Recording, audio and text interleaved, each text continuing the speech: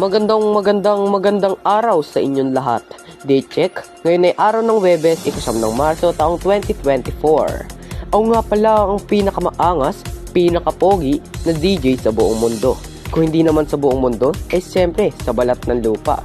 Mula sa siyempre naman kwento mo yan radio station, ay buong tapang kaming magbabahagi ng napakagandang kwento sa inyong lahat. Narito nga pala ako at ang kasama ko na si DJ Blair. Magandang araw sa inyo lahat. Ako nga pala ang partner ni Okix at ako nga pala ang pinaka-cute at pinakamaangas sa lahat. Tawagin niyo na lang ako sa pangalang Blair. At naririto nga pala ulit kami upang pag-usapan at pakinggan ang mga sariwang kwento ng ating bansa. Panibagong araw, panibagong kwento na naman ang ating matutuklasan at mapakikinggan mula sa ating napakapoging sender na si Mr. Calix. Isang kwentong nakakaingganyong pakinggan at tunay lamang natatayo ang inyong mga balahibo sa inyong katawan. At ito ay pinamagatang Traidor na Ahas. Ito ay hango sa tunay na buhay na may pagkakatulad sa alamat ng ahas. Traidor na ahas? May pagkakahintulad dito sa mga taong tinraidor ang kapwa-tao. Naku naman, kaya naman ay mag-iingat tayo sa mga taong nakasalumuha natin sa ating paligid. Hindi lang ang tao ay napapagkakatiwalaan. Ang iba dyan ay tinatagong sama sa sarili. Kaya nga partner, sa pamagat pa lamang na pinadala ng ating sender ay malalaman mo na agad ang kahihinatnan nito. Kaya naman, tara at simulan na natin ang kwentuhan. Sa isang tahimik na kagubatan ay may pamilyang nakatira at may magkakaibigan na magkakakilala na tila ba may misteryong kababalaghan ang nangyayari sa kanilang buhay. Narito sina Sam, AJ at Jane. Sila ang magkakaibigan na ubod ng saya sa tuwing sila ay nagsasama-sama. Ngunit, dumating ang araw na napagdesisyonan nila na magcamping sa isang kagubatan dahil nais silang maglakbay at magsaya ng sama-sama. Simulan na natin ang kwento na magkakaibigan na si Sam, AJ at Jane. Habang sila ay nasa paaralan, sila ay nag-uusap patungkol sa kanilang gala patungo sa isang gubat. Hoy, AJ at Jane, may naisip ako na pwede natin gawin habang tayo ay nasa semestral break. Ano na naman yung binabalak mo, Sam? Baka mamaya hindi maganda yung iniisip mo. At alam ko na ang pupuntahan natin na gubat ay puno ng kababalaghan at may narinig pa akong balita na may magkakaibigan rin na nagtungo sa gubat na yon. Bali-balita nga na hindi na raw sila nakabalik pa ng buhay.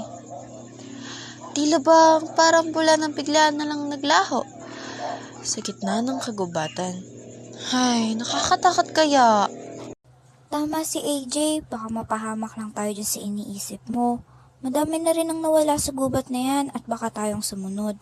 Ayoko pang mamatay, girl. Hindi ko pa namimit ang dawan ko. Duh. Eh, malapit na din ang exam natin ngayon. We need to take this sim seriously. You know, it's almost our graduation, so we must maintain our grades. Huwag nga kayong KJ dyan. We only live once, duh. Gawin na lang natin. Mas masaya kapag mas marami. Okay, basta walang mapapahamak sa atin. Habang sila ay nagkakwentuhan patungkol sa kanilang binabalak na pagpunta sa isang kagubatan, ay napagdesisyonan na nilang pumunta na agad patungo sa isang liblib na kagubatan. Agad-agad silang nagready at nag-impake ng kanilang mga gamit na dadalhin nila sa kanilang camping. Excited na excited si Sam habang yung dalawa naman ay tila bang nagdadalawang isip sa kanilang gagawin. Puno man ng kababalaghan at katatakutan ang bumabalot sa kanilang isip, ngunit hindi sila nagpadala sa takot at inisip na lang nila na magiging ligtas sila sa kanilang mga gagawin. Oops! Nagbabalik nga pala ulit ang napakagwapo niyong DJ. Mukhang napasarap ng pakikinig niyo sa kwento na ibinahagi sa atin ni Mr. Calix. Nako mga kababayan, kahit ako nga hindi na ako mapaghintay sa mga susunod na mga pangyayari. Oo nga, partner. Alam kong maganda ang kwentong mapapakinggan natin ngayong araw. Hindi na din ako makapaghintay na makapakinggan ang mga sumusunod na mga pangyayari. Sana naman ay may walang masaktan sa kanila. Naku, nakakatakot naman pakinggan ito.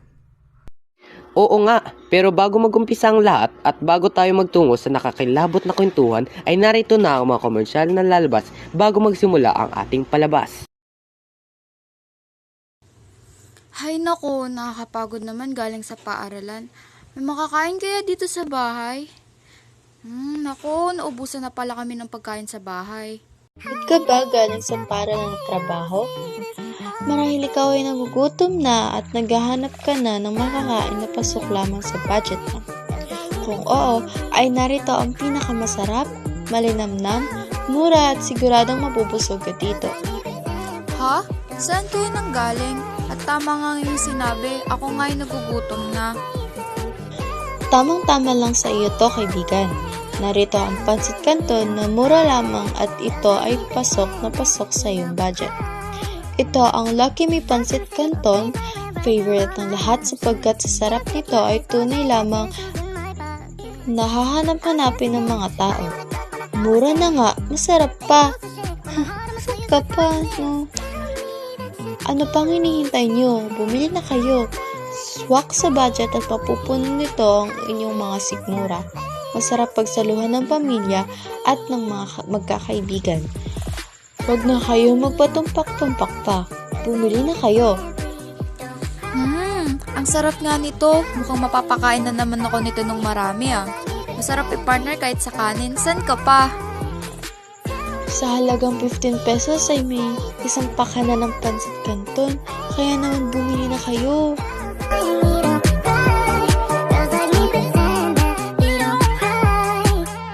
Ayun na nga ba, sabi nga sa commercial ay bumili na kayo at magluto na kayo ng pancit canton para habang nakikinig kayo sa ating kwentuhan ay may kinakain kayo.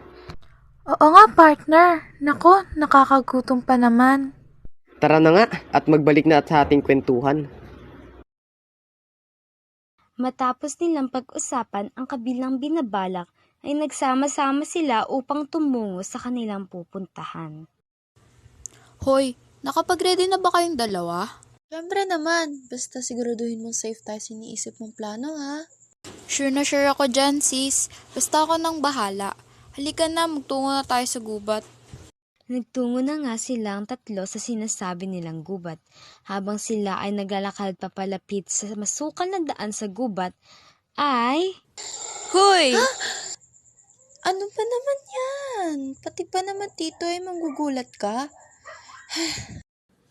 Hindi nakakatuwang birong ginagawa mo, Sam. Di kami nakikipagbiruan. Ano ba yan? Napaka-KJ nyo naman. Tara na nga at pumunta na tayo sa campsite natin. Papunta na nga sila sa kanilang pupuntahan. Maliit lamang na kubo ang kanilang tutuluyan at dito na sila tutuloy ng 2 araw. Hay nako, buti na lang nandito na tayo. Malayo-layo din ang nilakad natin. Nakakapagod din pala. Buti alam mo. Alam mo naman nakakapagod, tumuloy pa tayo dito sa plano mo. Duh. Unang kita ko pa lamang dito sa kubo na to puno na agad ng kababalaghan. True. Unang kita ko pa lamang sa tutuluyan natin ay tumataas na agad ang aking mga balahibo. Uy, katakot naman dito. Huwag na nga kayong mag-inarte. Minsan lang naman natin tong gawin. So, dapat i-enjoy na lang natin to. And anong oras na pumunta na tayo sa kwarto natin at magpahinga. Pumunta na nga silang tatlo sa kanilang kwarto at nagpahinga. Ngunit sa kalagitnaan ng gabi ay lumabas si Jane upang lumanghap ng sariwang hangin. Nakalabas na siya sa kwarto at pumunta ito sa terrace upang magpahangin. Ay nako, napaka-boring naman dito. Sobrang tahimik ng kapaligiran at mga kaluskos lamang ang mga dahon at ng hangin ang maririnig mo dito. Nakakatakot talagang isipin at pagmasdan dahil napapalibutan kami ng mga puno at nakakakilabot na mga tinig at huni ng mga ibon sa gabi.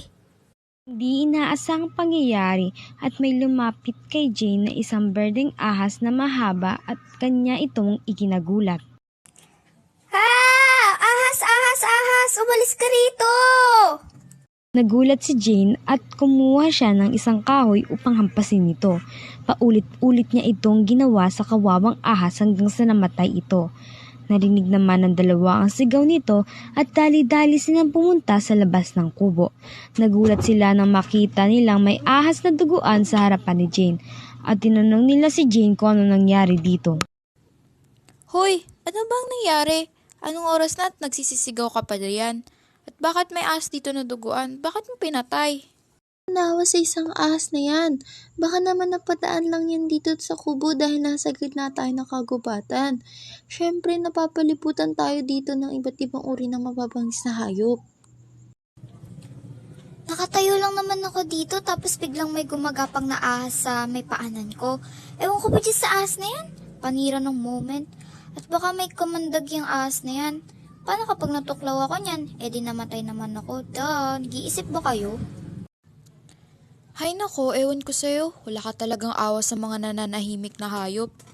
Habang sila ay nag-uusap-usap ay may biglang dumating na matandang lalaki na tila bang galit na para bang naistorbo nila ang tahimik na gubat. Lumapit ito sa magkakaibigan at nagulat ang mga ito dahil ang pagkakaalam nila ay sila lamang ang nasa gubat at walang ibang tao sa loob ng kagubatan. Sino po kayo? At bakit nandito kayo sa lugar namin? Hoy mga Ning, bakit kayo nasa gubat ko at hating gabi na ay napakaingay nyo pa? Hindi na ba kayo nahiya, ha? Bakit nyo sinaktan ang bantay at hari ng gubat na ahas? Alam nyo ba na bawal ang inyong ginawa dito, ha? Sino ba kayo para pagsabihan kami? Umalis ka na nga, tanda. Matanda ka na, kaya kung ano na lang mga sinasabi mo. What do you mean na bantay at hari ng gubat? Nagbibiro ka ba? Tama na, Jane. Baka naman, tama nga sinabi ni Kuya. Ganyan na naririnig kong chismis sa iba. Mga walang respeto. Lalo ka na, Jane. Ikaw ang pumatay sa alaga kong ahas. Walang hiya ka. Mararapat lamang nabigyan ka ng parusa. Ang lahat ng tao nasisira at papatay sa mga hayop o bagay na ipinagkaloob ng Diyos ay bibigyan ng mabigat na parusa.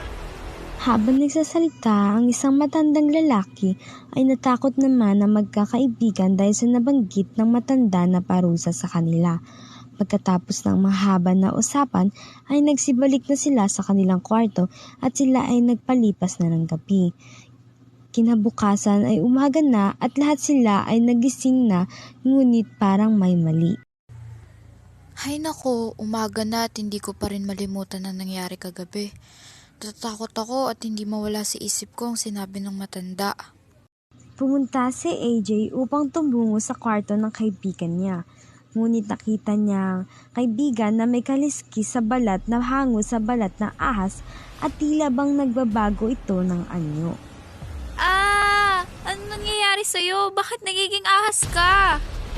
Ano ba yan? Ano nangyayari? Baka totoo na nga sinasabi ng matanda kagabi na dapat ang mga hayop ay pinapahalagan at hindi ito pinapatay. OMG, totoo nga sinasabi niya. Kailangan natin hanapin ng matanda at kailangan natin humingi ng patawad sa nagawa ni Jane. At bakit kakaibang ahas na to? Magkaiba siya sa ibang ahas. Ang ahas na to ay may 4 na paa, kaya niyang maglakad. Oo nga, ano pa naman ito? Sa mga hindi inaasahang pangyayari ay dumating na ang gabi na kung saan si Jane ay naging mabangis at mayabang sa lahat. Dahil siya ay may mga paa, kahit na ahas na ito ay may kakayahan siyang patayin at pilipitin ang mga ibang hayop. Gumanti ito at ginamit niya itong paraan upang patayin ng mga iba pang alagang hayop na matandang lalaki. At nakita ng matandang lalaki ang ginagawa ni Jane sa mga hayop at nagalit lamang ito. Akala ko magbabago ka na kapag ginawa kitang ahas. Ngunit hindi. Hindi ka pa din nagbago. Kahit turuan kita ng leksyon ay hindi mo pa rin ginagawang tama ang mga pagkakamali mo. Walang hiya ka talaga. Mararapat lamang sa iyo na tanggalan ng mga paa at tuluyan kitang gawing ahas habang buhay. Kuya, kung ano naman po ang iniisip niya, wag niyo yan gagawin. At ano naman kung pinatay niya ang mga ibang hayop? Marami pa namang iba dyan. Tama na, isusumbong namin kayo sa pulis. Isa kang mangkukulam. Magagawa nyo lamang yan kung makarating kayo ng buhay sa mga bahay nyo. Ha ha! Ha ha ha ha!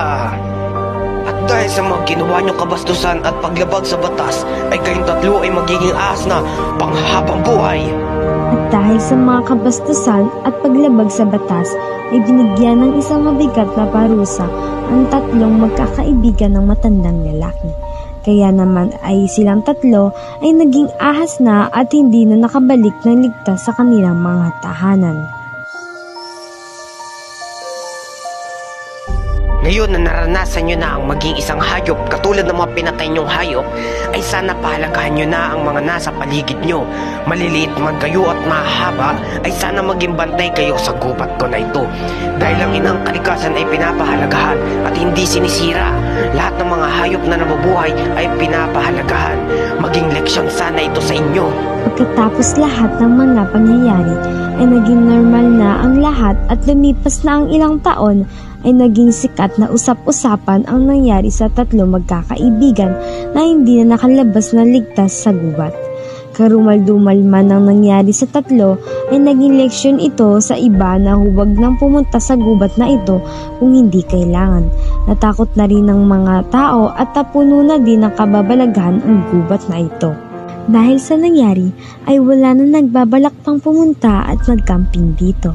Kahit lumipas na ang ilang taon, ay bumabalik pa din ang katatakutan na ito taon-taon. Finally, natapos na din ang kwentong ibinahagi sa atin ni Mr. Calix. Habang pinapakinggan ko ito, ay tumatas ang aking mga balahibo. Naku, tama naman ang ginawa ng matanda sa kwento. Dahil walang mga hiyayang mga magkakaibigan yan. Diyos ko! Tama ka dyan, partner. Dahil pinatay ng isang babae ang walang kamalay-malay na ahas at di nila nirespeto ang mas nakakatanda sa kanila. Maging moral lesson sana ito sa mga nakakarinig ng ating kwento. Dahil ang mga hayop ay nalagaan at hindi pinapatay. At ang mga mas nakakatanda sa atin ay dapat binibigyan natin ng respeto. Oo nga partner, ngayon na napakinggan na natin ang napakagandang kwento na patungkol sa ahas, ay dito na rin nagtatapos ang aming palabas sa inyong lahat. Kami ay magbabalik ulit sa susunod na araw. Ako nga pala ang napakapoging DJ sa buong mundo, DJ Okix, naglilingkod sa inyong lahat. At ako naman si Blair, ang pinaka-cute na DJ sa ating palabas. Abangan nyo nga ulit kami sa mga susunod na kwentuhan at marami pa tayong mapakikinggan na kwento mula sa ibang tao. Ano pa ang hinihintay nyo? Kami ay inyong subaybayan upang lagi kayong updated sa aming bagong kwento.